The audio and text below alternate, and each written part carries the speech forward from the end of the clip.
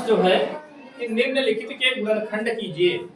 गुणनखंड केवल और केवल हम फार्मूले की मदद से, सूत्र की मदद से कर सकते हैं। सूत्र इसमें कौन सा लगने वाला है? a cube plus b cube, a cube plus b cube. इधर हम फार्मूला लिख देते हैं, यहाँ पर a cube plus b cube बराबर होता है a प्लस b।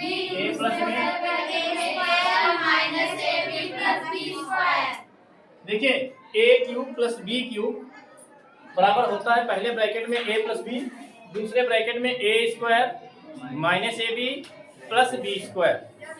यहाँ सवाल हम देख रहे हैं, फर्स्ट नंबर हल करेंगे पहले।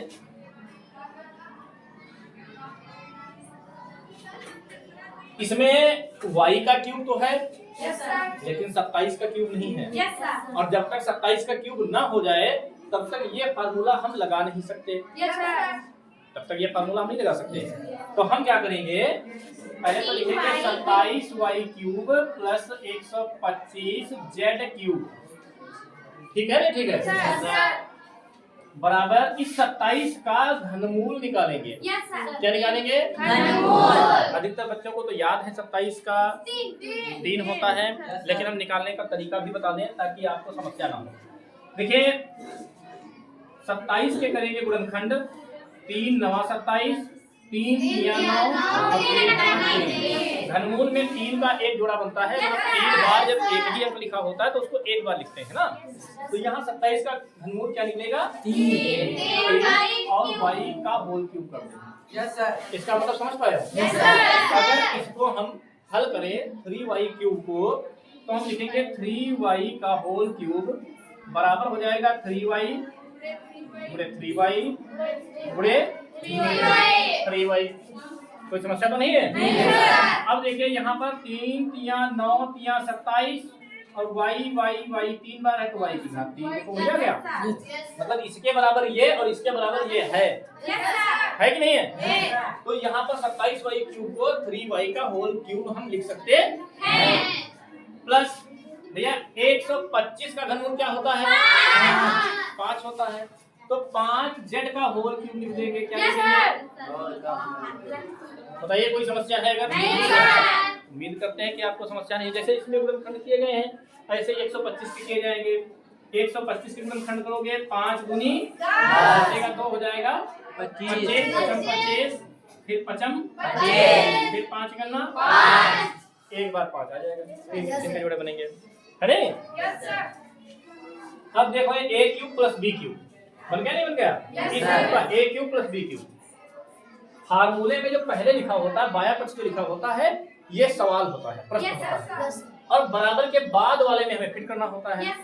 अगर आप सावधानी पूर्वक समझना चाहते हैं तो इसके नीचे फार्मूला लिखते हैं, छोटा छोटा फार्मूला लिखते हैं। देखते हैं ऐसे a क्यूब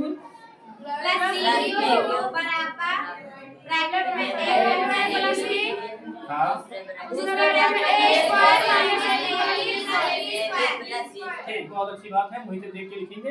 ठीक है, देखिए a माइनस b, ये पहले जो लिखे हुए हैं, नहीं plus b, a plus b, पहले जो लिखे हुए हैं a और b यही ब्रैकेट में लिखे गए हैं, यही चिन्ह है, केवल एक घाते 3 नहीं है। समझ पाया नहीं? ये जो लिखा है a प्लस b, यही लिखा है a प्लस b, ये तो है। बस केवल घाते कम नहीं है। हम भी यहाँ पर यही करेंगे, लिखेंगे 3y प्लस 5z, ब्रैकेट बंद कर देंगे और घातों को नहीं लगाएंगे। समझ पाया नहीं? जैसे a लिखा है पहले वाला तो हमने पहले वाला लिख लिया, फिर लिखा है बाद वाला प्लस लगाया तो हमने भी प्लस लगा लिया, फिर लिखा है b बाद वाला तो हमने बाद वाला लिख लिया। कोई समस्या तो नहीं है? अब ये दूसरा ब्रैकेट शुरू करेंगे। दूसरा ब्रैकेट शुरू करेंगे तब देखो क्या होता है, a स्क्वायर, क्या लिखा है? a स्क्वायर, मतलब पहले वाले का स्क्वायर लिखा गया है। हमें यहाँ पर ब्रैकेट अंदर भी लगाना पड़ेगा, इसलिए हम बड़ा ब्रैकेट कर लेते हैं। पहले वाले का स्क्वायर मतलब 3y स्क्वायर अगर करोगे तो गलत है, तो गलत है। क्यों? क्योंकि हमें करना है होल स्क्वायर, 3 का भी स्क्वायर y का स्क्वायर, क्योंकि a की जगह पे पूरा 3y है। फिर लिखा हुआ है माइनस, तो हम माइनस लिखेंगे। फिर लिखा है a मतलब पहले वाला, तो पहले वाला ही तो लिखेंगे 3y। गुणे। फिर लिखा है गुणे, बीच में देखो जब a और b के बीच में कोई चिन्ह नहीं है तो इसका मतलब गुणे का निशान है, तो हम गुणे का चिन्ह लगाएंगे। फिर क्या लिखा है b, क्या लिखा है b मतलब बाद वाला, इसमें बाद वाला क्या है 5z, तो 5z लिखेंगे, ठीक है नहीं ठीक है। फिर b के बाद प्लस, तो हम क्या यहाँ लिखेंगे प्लस। फिर क्या लिखा है b, तो 5z का वहाँ स्क्वायर लगा है तो यहाँ भी हम स्क्वायर लगा देंगे और बड़ा ब्रैकेट बंद कर देंगे। आप सोच रहे होंगे ये सर जी ने बड़ा ब्रैकेट क्यों लगा दिया, मझले से भी तो काम चल सकता था। तो मझला लगाओ या बड़ा लगाओ, फिलहाल आपको ब्रैकेट छोटे वाले के अतिरिक्त कोई दूसरा लगाना है, ठीक है। और जब ब्रैकेट के अंदर ब्रैकेट आ रहा हो तो जरूरी लगाना है। अगर ये ब्रैकेट ना होता, जैसे ये ब्रैकेट यहाँ पर फार्मूले में था, ये ना होता तो छोटे से हमारा काम चल जाता। अब हम इसको हल करना शुरू करेंगे। देखिए पहले वाले में 5 और 3 जोड़ेंगे नहीं जुड़ेगा, पूछो क्यों, क्योंकि इसके साथ y है, इसके साथ z है। जैसे किसी स्थान पर मान लीजिए 3 कुत्ते बैठे हुए हैं, कितने कुत्ते 3, और प्लस 2 वहां पर आ जाए, मान लीजिए लड़के, क्या आ जाए लड़के, तो इनको आप जोड़कर 5 कुत्ते या 5 लड़के तो बोल नहीं सकते हो भाई, ना तो आप 5 कुत्ते बोल सकते हो ना आप 5 लड़के बोल सकते हो। आप बोलोगे 3 कुत्ते 2 लड़के हैं। 3 कुत्ते 2 लड़के मतलब ये अंक आपस में जुड़ नहीं सकते, ये तभी जुड़ेंगे जब ये वाले पद समान होंगे। मान लीजिए 3 कुत्ते बैठे हैं, कितने कुत्ते 3, और प्लस 2 कुत्ते और आ जाए, मान लीजिए 2 कुत्ते और आ जाए, तब ये दोनों समान हो गए। ये जुड़कर आप बोल सकते हैं कितने कुत्ते वहां बैठे हैं, अब जुड़ गए। समझ पाए नहीं? अगर यहाँ पर x दोनों में होता या y दोनों में होता या z दोनों में होता तो हम जोड़ सकते थे। अगर अलग अलग है तो इनको जोड़ नहीं सकते, ऐसे ही हमें लिखना पड़ेगा, ठीक है। तो 3y प्लस 5z, बताइए कोई समस्या अगर है? नहीं सर। जानते हैं कि नहीं है ना। इसके बाद बड़ा ब्रैकेट लगाएंगे और चाहे छोटा लगा के काम चला सकते हो, तो छोटा कर लीजिए, छोटा कर लीजिए।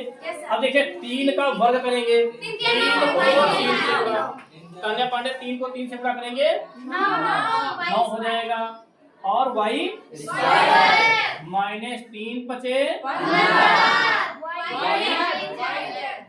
z प्लस 5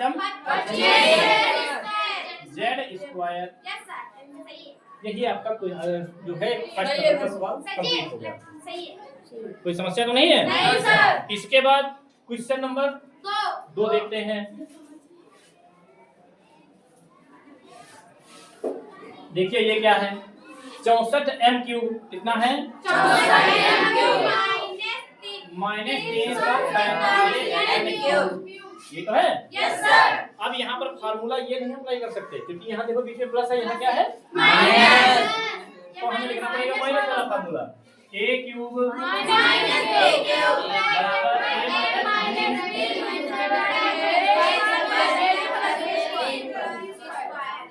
इसमें माइनस वाले में पहले वाले ब्रैकेट में माइनस, बाद में प्लस, बाकी फार्मूला सेम। अब हमें इसको भी देखो m का क्यूब है लेकिन 64 का नहीं है, तो हम 64 के गुणनखंड करेंगे और हाँ भैया देखो 4 के 64 के गुणनखंड करेंगे, घनमूल निकालेंगे। हो सकता है किसी को ना भी पता हो, इसलिए हम इसके गुणनखंड पूरे हल करके दिखाएंगे कि कैसे बनते हैं, ठीक है। 64 के आप गुणनखंड करोगे तो 2 3 6 2 दूनी 4, 2 1 2, 2 छंग 2 8 2 चक्कू 2 दूनी 2 1 2, ऐसे। तो लिखेंगे 64 का घनमूल, 64 का घनमूल, ये कक्षा 8 में आप लोग पढ़ चुके हैं। ये घनमूल का साइन होता है, ऐसे 64 लिखेंगे, फिर घनमूल का साइन लगाएंगे, फिर 2 इसके फैक्टर लिखेंगे। कितने गुणनखंड है भैया 6 बार है, 2 6 बार 2 2 लिखेंगे। अब है जोड़ा बना के 3 3 का बाहर, क्योंकि यहाँ 3 था करनी में, तो 3 गुणे 2 गुणे बराबर कितना आएगा 4। इस तरह से 64 का घनमूल कितना आएगा 4 और 3 ठीक है। माइनस 343 का घनमूल भैया 7 होता है। 7 7 7 3 बार गुणनखंड करोगे तब आएगा। ठीक है, तो 7n का होल क्यूब। इसीलिए हमने आप लोगों को पहले ही 30 तक घन और वर्ग याद करने की हिदायत दी थी। मतलब आप लोगों को सूचना दी थी भाई, या सलाह दी थी कि आप लोग जो है 30 तक वर्ग और 30 तक घन याद कर लीजिए, क्योंकि बार बार इनका प्रयोग होगा। अब लगाइए फार्मूला। फार्मूला सेम उसी तरह लगाना है। ये तो आप सवाल देखो इस रूप का बन गया। अब यहाँ से शुरू करना है। a माइनस बी पहले ब्रैकेट में, तो 4m माइनस पहला ब्रैकेट तो हो गया कंप्लीट। दूसरा ब्रैकेट बड़ा ब्रैकेट शुरू करेंगे, फिर लिखेंगे a स्क्वायर। a कितना है? 4m, तो 4m का स्क्वायर प्लस ab। a कितना है? कितना? 7m प्लस b स्क्वायर, तो b स्क्वायर कितना? 7m का होल स्क्वायर। इतना समझ में आया है?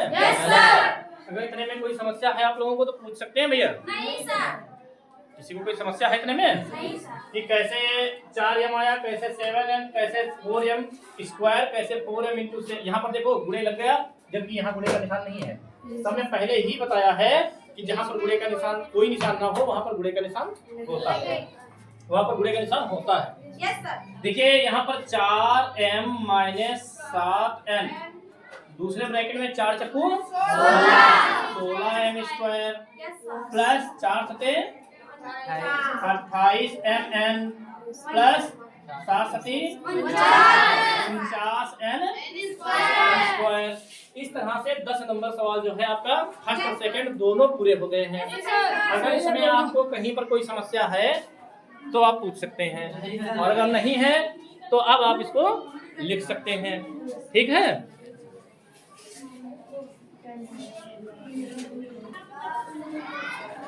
तो चलिए अब देखते हैं सवाल नंबर प्रश्न number 11।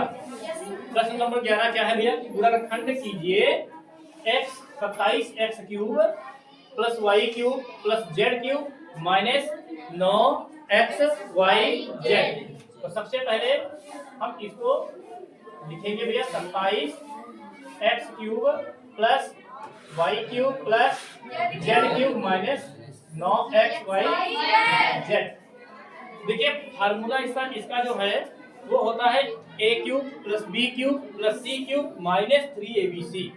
a cube plus b cube plus c cube minus 3abc बराबर पहले ब्रैकेट में a plus B plus c, दूसरे ब्रैकेट में a square plus b square plus c square minus ab minus bc minus c है। लेकिन यहाँ पर हम देख रहे हैं कि हमें 3abc नहीं दिख रहा है। भाई a क्यूब चलो बना लेंगे, बना लिया हमने 3x का होल क्यूब, a क्यूब हो गया प्लस y का cube b cube plus z का क्यूब c क्यूब हो गया माइनस 3abc बनाना है। तो 3 हमने अलग कर लिया, 3 गुणे a कितना है 3x गुणे b कितना है y गुणे c कितना है z। ठीक है, a cube plus b cube plus c cube minus 3ab c। इसकी गुणा करके चेक कर ले क्या इतना यार है, इससे कम ज्यादा हो जाएगा तो फिर गलत है। तो 3 दिया 9xyz, 9xyz ही लिखा, मतलब जो ऊपर लिखा वही नीचे लिखा, केवल रूप बदला है। अब देखो फार्मूले के रूप का बन गया। अब हम शुरू करेंगे यहाँ से a plus B plus C, a plus B plus C. तो जब a plus B plus C शुरू करेंगे तो हम लिखेंगे पहले ब्रैकेट में a मतलब 3x प्लस b मतलब y प्लस c मतलब z। पहला ब्रैकेट को कंप्लीट। दूसरा ब्रैकेट बड़ा कर लेंगे a स्क्वायर, a के लिए पे क्या आएगा भैया 3x, a के लिए पे 3x, पहले वाला a है ना, तो पहले वाले का स्क्वायर किया गया तो हम पहले वाला लिखेंगे प्लस b स्क्वायर मतलब बाद वाले का स्क्वायर प्लस c स्क्वायर मतलब बिल्कुल z square minus ab minus a के लिए पे क्या है 3। अच्छा, और b के लिए पे y, तो 3x लिखेंगे a के लिए पे, और बीच में कौन सा निशान है भैया इसके? हाँ, और b के लिए पे y, फिर से माइनस लगा है फिर क्या लिखा है बी, तो बी लिए थे वाई गुणे फिर सी जेड, फिर से माइनस, फिर क्या लिखा है सी लिए थे जेड गुणे ए दिए थे 3x। बताओ इसमें अगर कुछ समस्या है आपकी समझ में नहीं आ रहा है, समझ में आ रहा है? अच्छा, इसी प्रकार की कोई समस्या तो नहीं है? बहुत अच्छी बात है, आगे देखते हैं भैया। 3x plus Y plus Z, ये हो जाएगा 3 का वर्ग करेंगे, 3 तिया कितना हो जाएगा 9x square plus y square plus z square minus 3xy, अरे जेड क्या लिखे नहीं है, नहीं ठीक है सही है, हाँ 3xy क्या जाएगा 3xy minus Y Z minus 3zx लिखो या फिर xz लिखो। यहाँ जो बड़ा ब्रैकेट है अगली लाइन में इसको छोटा कर देंगे बस। 3x plus Y plus Z और ये हो जाएगा 9x स्क्वायर प्लस माइनस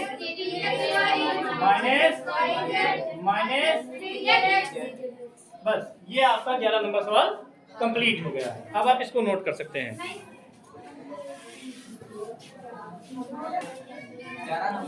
चलिए क्वेश्चन नंबर 12, बातें नहीं करिए भैया, ये बातें बहुत कर रहे हो आप लोग,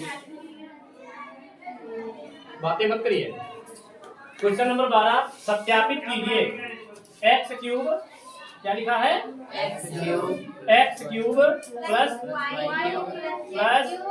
Z cube minus 3xy Z minus 3xy Z बराबर दिया हुआ है 1/2, क्या दिया हुआ है 1/2। अच्छा इतना कर देंगे।